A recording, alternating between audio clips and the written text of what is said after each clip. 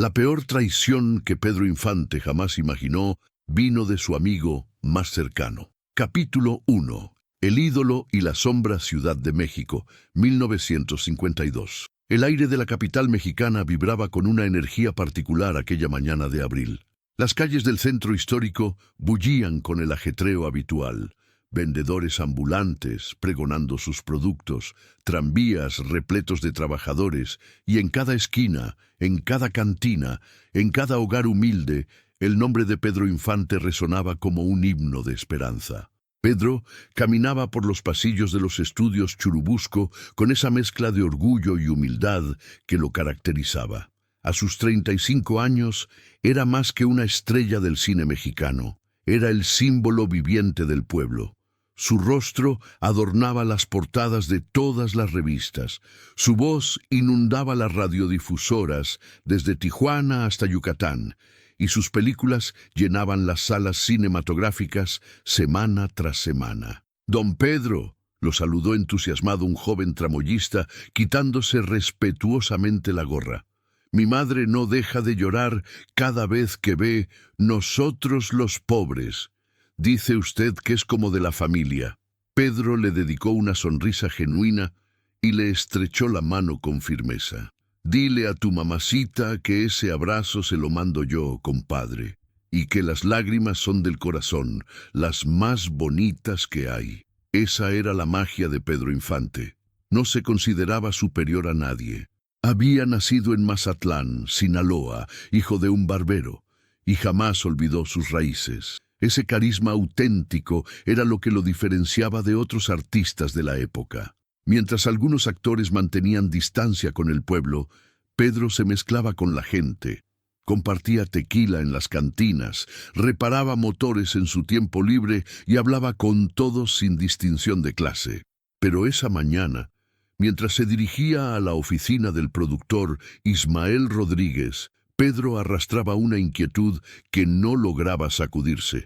Habían pasado 3 semanas desde que su amigo más cercano en el medio artístico, Jorge Negrete, líder de la Asociación Nacional de Actores, había comenzado a actuar de manera extraña. Jorge y Pedro habían sido compañeros de batallas sindicales, habían compartido escenarios, habían bebido juntos hasta el amanecer, cantando corridos revolucionarios. Jorge era el charro cantor, una figura imponente, de voz privilegiada y presencia magnética.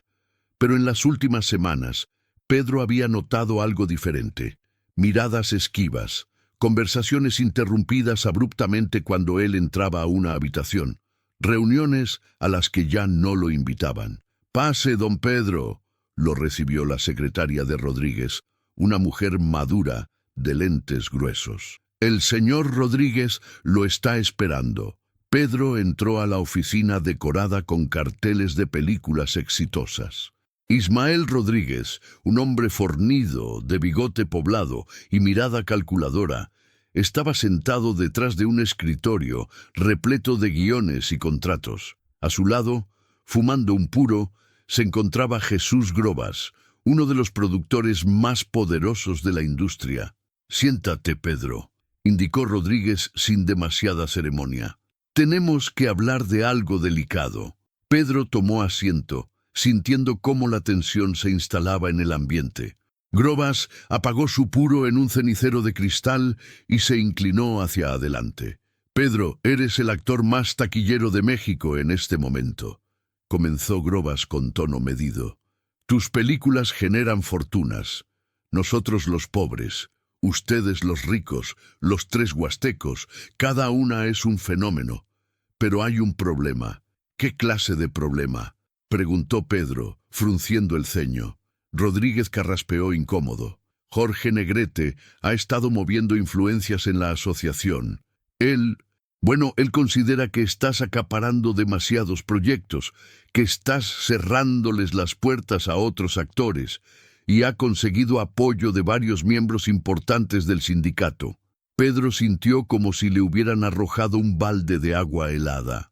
Jorge, su amigo, su compadre, el hombre con quien había peleado por los derechos de los actores, con quien había firmado contratos solidarios para mejorar las condiciones laborales de todos en la industria. ¿Jorge dijo eso? La voz de Pedro apenas era un susurro. Jorge Negrete. Grobas asintió gravemente. No solo lo dijo, está presionando a los estudios para que limiten la cantidad de películas que protagonizas al año. Argumenta que estás monopolizando el mercado y afectando a otros compañeros. Ha logrado convencer a Emilio Fernández, a Mario Moreno y a varios productores independientes. Pedro se reclinó en la silla, sintiendo cómo la traición se instalaba como un puñal en el pecho. No era solo la acusación lo que dolía, sino la fuente de donde provenía. Jorge conocía mejor que nadie los sacrificios que Pedro había hecho. Conocía las noches sin dormir, los vuelos a provincia para promocionar películas en los cines más humildes, las horas interminables de ensayo, la presión constante de mantenerse relevante en una industria despiadada. ¿Y por qué?, preguntó Pedro, tratando de mantener la compostura.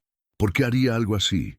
Rodríguez intercambió una mirada con Grobas antes de responder.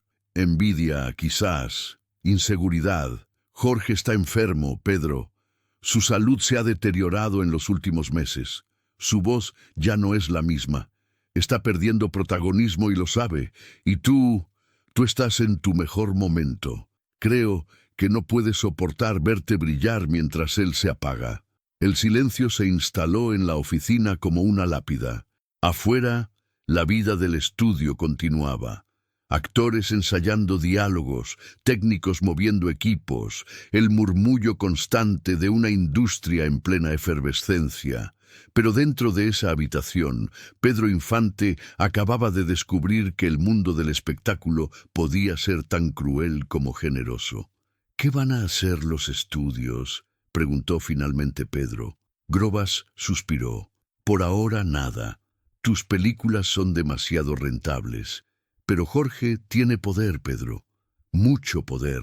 Si decide presionar más, si convence a los sindicatos de hacer un boicot, podríamos tener problemas serios. La ANDA podría negarse a trabajar contigo. Los músicos podrían retirarse. Los distribuidores podrían asustarse. Pedro se puso de pie lentamente. Su mente era un torbellino de emociones contradictorias. Rabia, decepción, tristeza, incredulidad. Había dedicado años a construir puentes, a ser generoso con sus compañeros, a compartir éxitos y fracasos. Y ahora, el hombre que consideraba su hermano lo apuñalaba por la espalda. Necesito hablar con él, dijo Pedro con voz firme. Necesito escucharlo de su propia boca. No creo que sea buena idea, advirtió Rodríguez. Jorge está muy alterado últimamente. No es el mismo de antes. Pero Pedro ya había tomado su decisión. Salió de la oficina con paso decidido, ignorando los saludos de quienes se cruzaban en su camino. Su mente estaba fija en un solo objetivo: encontrar a Jorge Negrete y exigir una explicación. Afuera del estudio, el sol de mediodía caía implacable sobre el asfalto. Pedro se subió a su Ford convertible negro, su orgullo y alegría, y condujo hacia el norte de la ciudad, hacia la colonia Cuauhtémoc, donde Jorge tenía su residencia. Durante el trayecto, los recuerdos lo asaltaron como olas. Las noches de pachanga después de los rodajes, las discusiones acaloradas sobre el futuro del cine mexicano, las promesas de hermandad eterna. Juntos somos invencibles, compadre, le había dicho Jorge una noche después de derrotar a un productor explotador.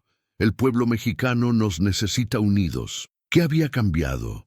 ¿Cuándo la amistad se había convertido en rivalidad? ¿En qué momento el compañerismo había mutado en traición? Llegó a la casa de Jorge, una construcción elegante de estilo colonial, con un jardín bien cuidado. El portón estaba entreabierto. Pedro lo empujó y caminó hasta la puerta principal. Tocó 3 veces, con golpes firmes que resonaron en el silencio de la tarde. Nadie respondió. Volvió a tocar, esta vez con más insistencia. «Jorge, soy Pedro. Necesito hablar contigo. Finalmente la puerta se abrió. Pero no era Jorge quien estaba del otro lado. Era María Félix, la actriz más hermosa y temida de México, la mujer que recientemente se había convertido en la esposa de Jorge Negrete. María lo miró con esos ojos verdes e inescrutables que habían seducido a generaciones de espectadores. «Pedro», dijo con voz neutra, «Jorge no está. ¿Dónde está? Necesito hablar con él urgentemente». María cruzó los brazos sobre su pecho. Vestía un elegante traje sastre azul marino que realzaba su figura imponente. «Está en una reunión con los directivos de la ANDA, y no creo que quiera verte ahora mismo». Pedro sintió la puñalada nuevamente, esta vez más profunda. «María, ¿qué está pasando? Jorge y yo somos amigos, hermanos. ¿Por qué me está haciendo esto?» La mirada de María se suavizó apenas, revelando un atisbo de compasión. «Pedro, tú eres un buen hombre, demasiado bueno para este mundo de víboras. Jorge está enfermo, física y emocionalmente. Su ego no soporta verte triunfar mientras él se desmorona. Y yo no puedo hacer nada para detenerlo». «¿Entonces es cierto? ¿Está intentando destruir mi carrera?» María no respondió directamente. Simplemente dijo: «Ten cuidado, Pedro. Este negocio no perdona a los ingenuos. Y tú, con todo tu talento y tu corazón noble, sigues siendo demasiado ingenuo». Cerró la puerta suavemente, dejando a Pedro solo en el umbral, con el peso de la traición cayendo sobre sus hombros como una losa de concreto. Mientras regresaba a su auto, Pedro Infante no podía imaginar que ese día marcaría un antes y un después en su vida. Que la traición de Jorge Negrete no solo le haría cuestionar todo lo que creía sobre la amistad y la lealtad, sino que también lo empujaría a crear la obra más emblemática de su carrera, una película y una canción que lo inmortalizarían para siempre en el corazón de México. La época de oro del cine mexicano estaba a punto de presenciar su momento más dramático.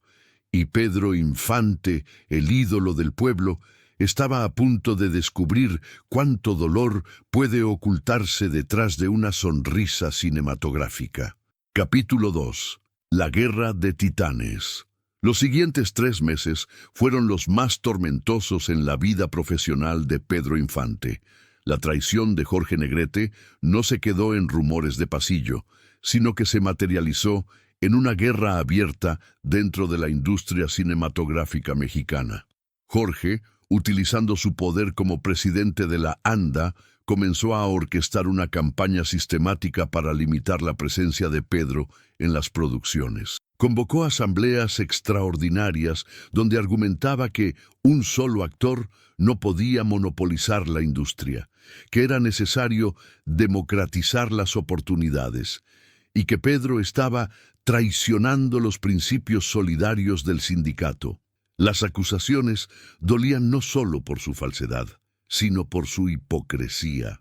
Pedro siempre había sido generoso con sus compañeros. Había ayudado a financiar tratamientos médicos para actores enfermos, había apoyado a técnicos en problemas económicos, había cedido papeles a colegas que necesitaban trabajar. Pero ahora, esos mismos gestos de bondad se interpretaban como intentos de comprar lealtades. En una lluviosa tarde de julio de 1952, Pedro se reunió con Ismael Rodríguez en la cantina El Nivel, un lugar tradicional del centro de la ciudad donde se servía el mejor tequila de Jalisco y donde los hombres resolvían sus problemas entre copas y música de mariachi. «Está empeorando, Pedro», dijo Rodríguez, bebiendo un caballito de tequila de un solo trago. «Jorge ha logrado convencer a varios productores de que trabajar contigo es arriesgado. Dice que podría haber boicots, que los sindicatos podrían negarse a colaborar en tus películas». Pedro observaba su vaso lleno sin tocarlo. El mariachi tocaba Cielito Lindo, en un rincón del local, ajeno al drama que se desarrollaba en aquella mesa. «¿Y tú qué piensas hacer, Ismael?» Rodríguez se sirvió otro tequila. su rostro mostrando las arrugas de un hombre cansado de pelear batallas que no debería existir. Yo voy a seguir trabajando contigo. Tu talento es innegable y tus películas siguen llenando cines. Pero no voy a mentirte, esto va a ser difícil, muy difícil. Necesitamos hacer algo grande, algo tan poderoso que silencie a todos tus detractores de una vez por todas. ¿Qué tienes en mente? Rodríguez sacó un guión doblado de su chaqueta y lo colocó sobre la mesa manchada de tequila. 2 tipos de cuidado. Una comedia musical que escribí específicamente para ti. La historia de 2 rivales que compiten por el amor de la misma mujer, pero que al final descubren el valor de la amistad y el respeto. Irónico, ¿no? Pedro tomó el guión, pasando las páginas con dedos temblorosos. La historia era simple pero efectiva. 2 charros rivales, llenos de ego y orgullo, que aprenden a dejar atrás sus diferencias. ¿Y quién haría el otro papel?, preguntó Pedro. Necesitas a alguien con carisma, con presencia, alguien que pueda estar a mi altura en pantalla. Jorge Negrete, respondió Rodríguez, dejando caer las palabras como bombas. Pedro lo miró incrédulo. ¿Estás loco?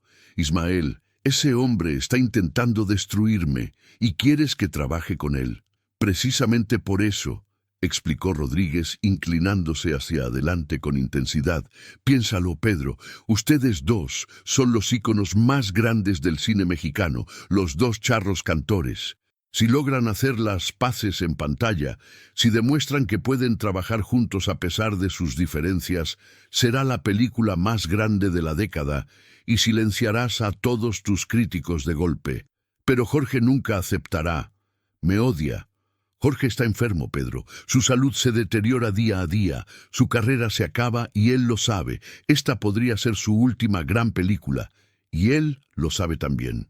Si le ofreces esto como un gesto de paz, como una oportunidad de cerrar su carrera con dignidad, podría aceptar. Pedro miró hacia el mariachi que ahora interpretaba El Rey. Las palabras de la canción resonaban con una ironía dolorosa. Con dinero y sin dinero, hago siempre lo que quiero, y mi palabra es la ley. ¿Y si se niega? ¿Y si acepta solo para sabotear la película? Rodríguez sonrió con amargura. Entonces al menos lo intentaste. Pero algo me dice que Jorge, en el fondo, todavía recuerda al amigo que fue tu hermano. Y quizás, solo quizás, esta sea la manera de recuperar esa amistad. Pedro bebió finalmente su tequila, sintiendo cómo el líquido ardiente bajaba por su garganta. No era solo alcohol lo que tragaba, sino orgullo, rabia y decepción. Está bien, dijo finalmente. Hablaré con él. Pero si me rechaza, no insistiremos. Haré la película con quien sea y seguiré adelante sin mirar atrás. 2 días después, Pedro se presentó en el Teatro Iris, donde Jorge Negrete ensayaba para un espectáculo de variedades. El teatro, uno de los más antiguos y hermosos de la Ciudad de México, estaba prácticamente vacío, excepto por algunos músicos y técnicos.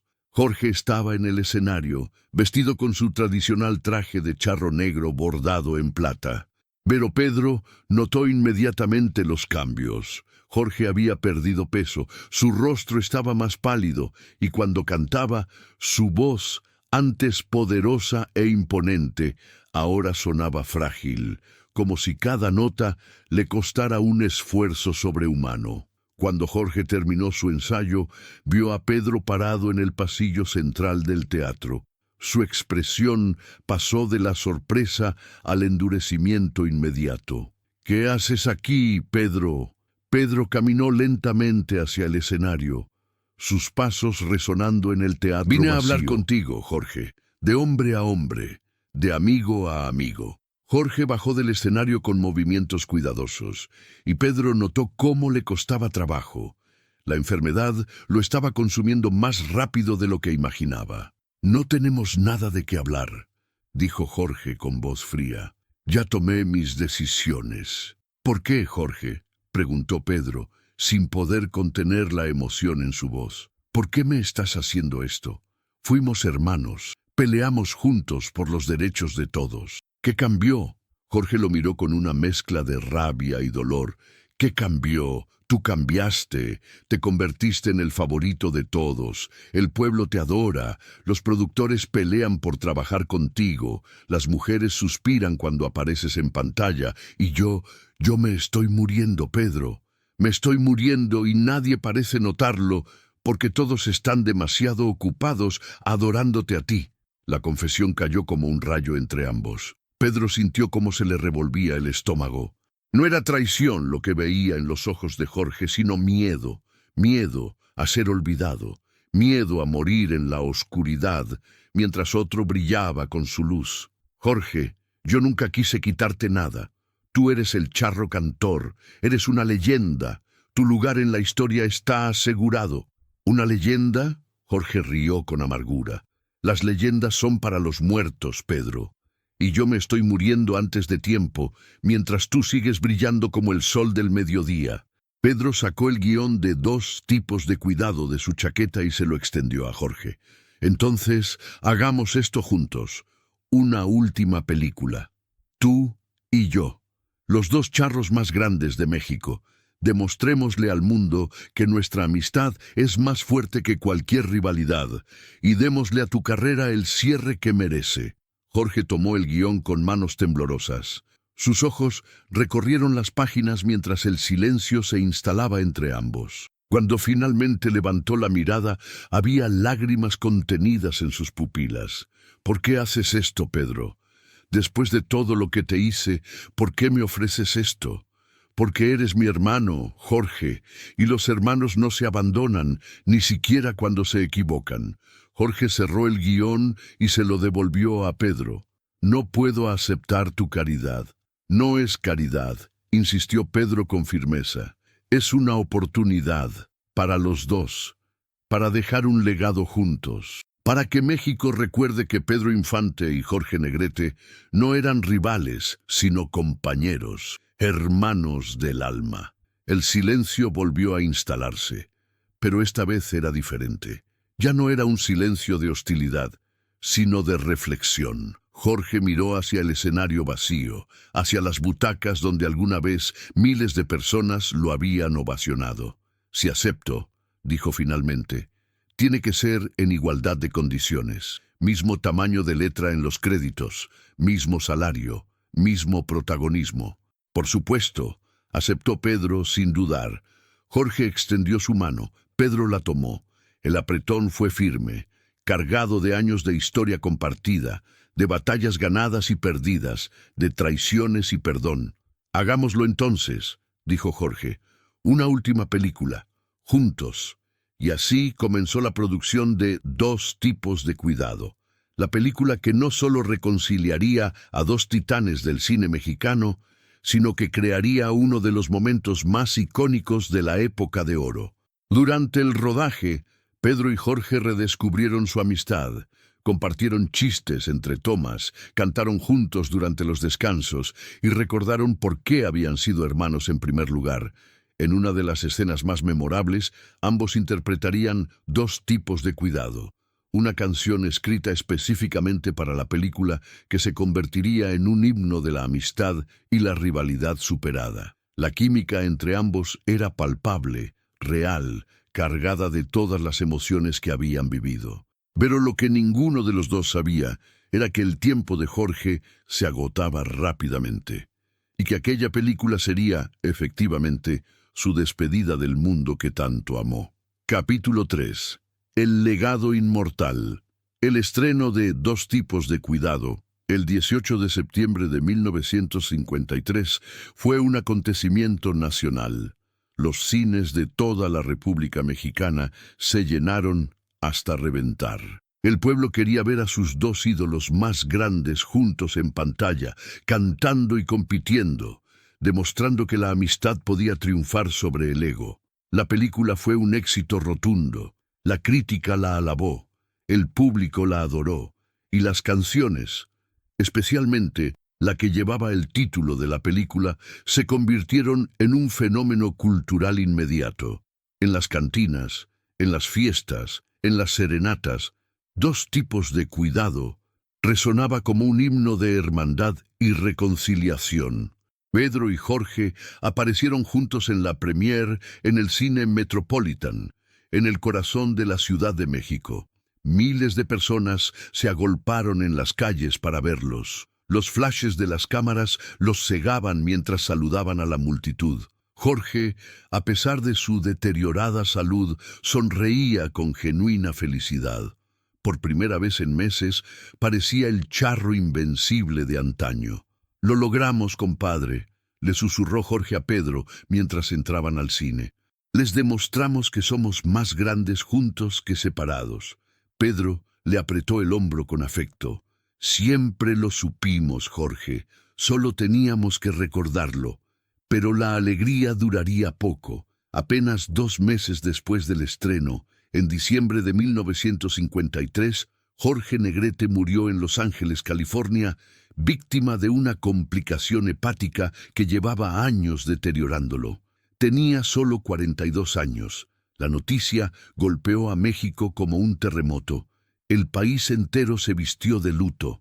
El cuerpo de Jorge fue repatriado y miles de personas acompañaron su féretro por las calles de la capital. Pedro Infante cargó personalmente el ataúd de su amigo, con lágrimas corriendo por su rostro, consciente de que acababa de perder no solo a un compañero, sino a un hermano que finalmente había reencontrado justo antes del final. En el funeral, Pedro pronunció unas palabras que quedarían grabadas en la memoria colectiva. Jorge Negrete no solo fue el charro cantor, fue un hombre de principios, de pasión, de orgullo mexicano. Cometió errores como todos, pero tuvo el valor de reconocerlos y de perdonar. Su última película conmigo no fue solo un trabajo, fue su manera de decirnos que la amistad verdadera puede sobrevivir a cualquier tormenta. México pierde hoy a uno de sus hijos más ilustres. Yo pierdo a mi hermano. Pero su legado vivirá para siempre en cada nota que cantamos, en cada película que hacemos, en cada corazón que late con amor por esta tierra bendita. La muerte de Jorge marcó profundamente a Pedro. Durante los siguientes años, siguió haciendo películas exitosas. Siguió siendo el ídolo del pueblo, pero había algo diferente en él, una sombra de melancolía que no existía antes. La traición y posterior reconciliación con Jorge le habían enseñado lecciones amargas sobre la naturaleza humana, sobre el precio de la fama, sobre la fragilidad de las relaciones en el mundo del espectáculo. Pedro continuó su carrera con renovada determinación, grabando películas como Escuela de Vagabundos, El Inocente y Tizoc, por la cual ganaría el Oso de Plata en el Festival de Berlín. Cada papel, cada canción, llevaba consigo la sombra de Jorge, la memoria de lo que habían compartido y de lo que habían perdido. Mientras tanto, Dos tipos de cuidado se convertía en un clásico imperecedero. La canción homónima era interpretada en celebraciones, cantada por mariachis de Guadalajara a Monterrey, enseñada a nuevas generaciones de artistas. Vicente Fernández, quien por entonces era apenas un adolescente con sueños de cantar, la estudiaría obsesivamente, reconociendo en la química entre Pedro y Jorge el modelo a seguir. Pedro Infante fue quien me enseñó que un charro cantor no solo debe tener buena voz, diría Vicente décadas después, sino corazón. Su manera de interpretar, su humildad, su conexión con el pueblo, eso es lo que quise para mí. Y Dos tipos de cuidado fue una clase magistral de cómo el cine y la música pueden preservar la esencia de México, pero el destino tenía reservado para Pedro un final tan trágico como el de Jorge. El 15 de abril de 1957, Pedro Infante murió en un accidente aéreo en Mérida, Yucatán. Tenía 39 años. Su otra gran pasión, la aviación, se convirtió en su perdición cuando el avión que piloteaba se estrelló durante el despegue. México quedó en shock. La noticia del accidente se extendió como fuego por todo el país. Millones de personas lloraron la pérdida del ídolo más amado de la nación. Su funeral fue multitudinario.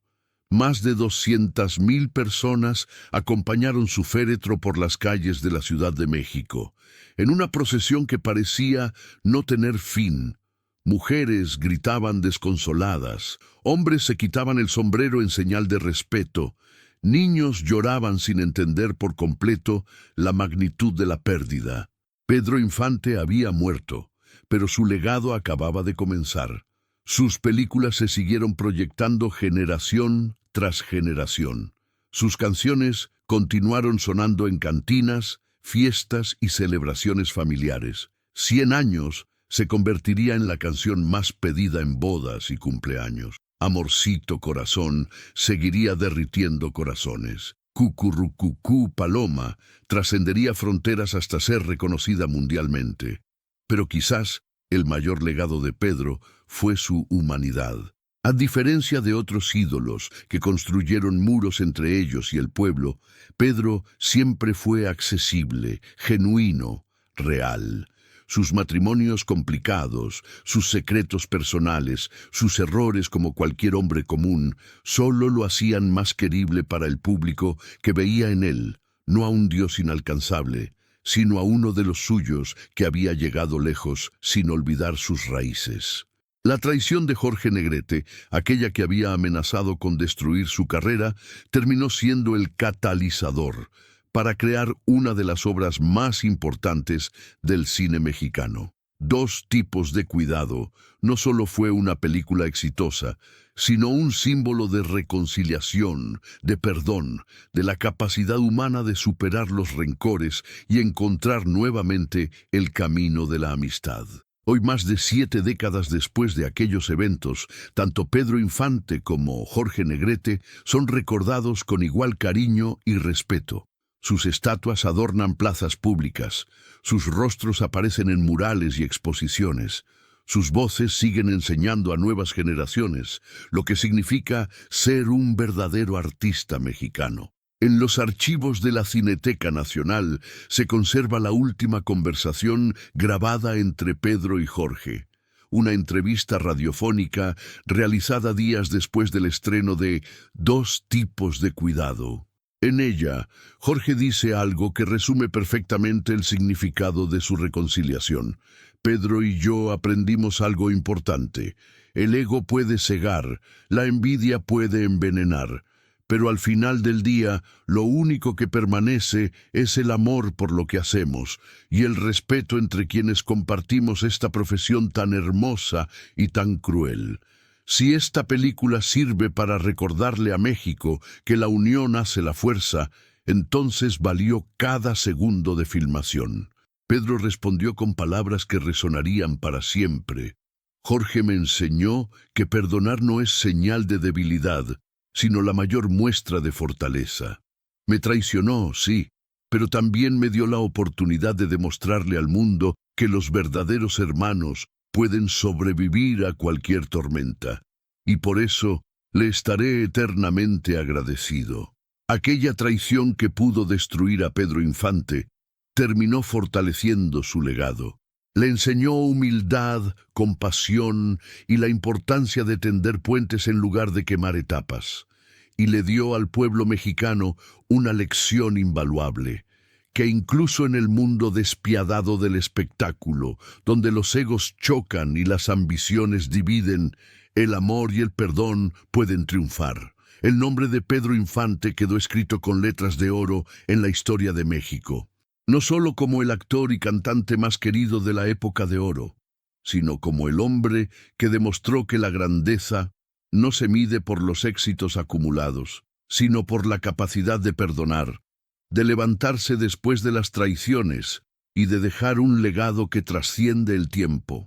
Y cada vez que un mariachi canta Dos tipos de cuidado en alguna cantina perdida de la República, cada vez que un abuelo le cuenta a su nieto sobre el ídolo del pueblo, cada vez que una película de Pedro Infante ilumina una pantalla, su espíritu vuelve a vivir, recordándole a México que los verdaderos inmortales no son aquellos que nunca caen, sino aquellos que, a pesar de las caídas, logran levantarse con dignidad y dejar el mundo mejor de lo que lo encontraron. Esa fue la verdadera victoria de Pedro Infante. No sobre Jorge Negrete, ni sobre sus detractores, sino sobre la adversidad misma.